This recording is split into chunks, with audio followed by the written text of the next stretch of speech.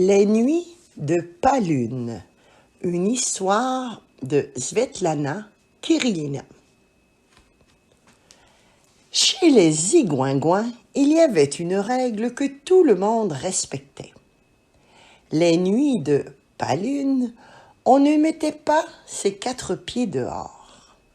Elles étaient assez rares ces nuits, parce qu'avec 7 lunes dans le ciel, il y en avait toujours forcément une qui brillait.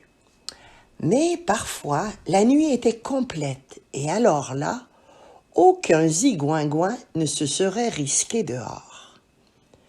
C'était une vieille croyance aussi vieille que les plus vieilles légendes.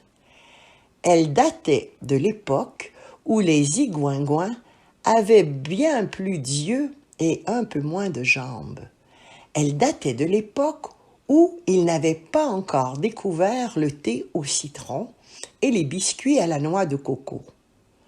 Elle datait vachement, quoi.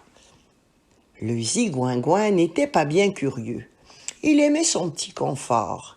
Déguster une tasse de chocolat avec une grosse pâtisserie recouverte de crème était un de ses passe-temps favoris. Il aimait se réchauffer ses 4 pieds en les tendant vers la cheminée et en soupirant d'aise. Et les nuits de Palune, il n'allait certainement pas se risquer dehors. Le zigouingouin n'était pas curieux, ça non. Mais il arrivait qu'un zigouingouin sorte du lot, qu'il se montre un peu plus alerte que les autres. En général, ce genre-là de zigouingouin finissait explorateur pour partir à la découverte de nouvelles cultures.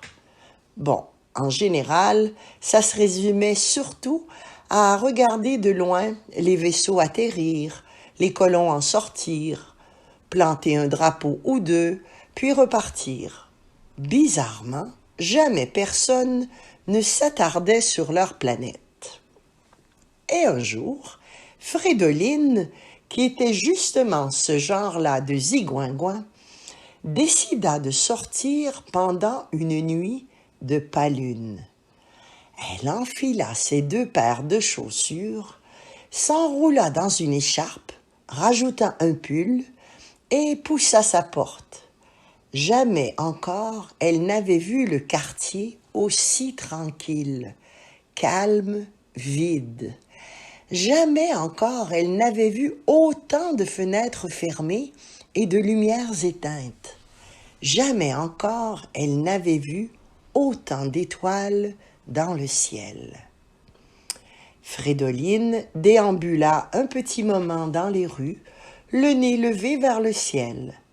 Elle ne comprenait décidément pas pourquoi on s'obstinait à se cacher chez soi. C'était tellement bien, les nuits de Palune. Et tout d'un coup, elle comprit. Son pied loupa le trottoir, elle glissa, percuta un arbre et une noix de coco atterrit sur son crâne.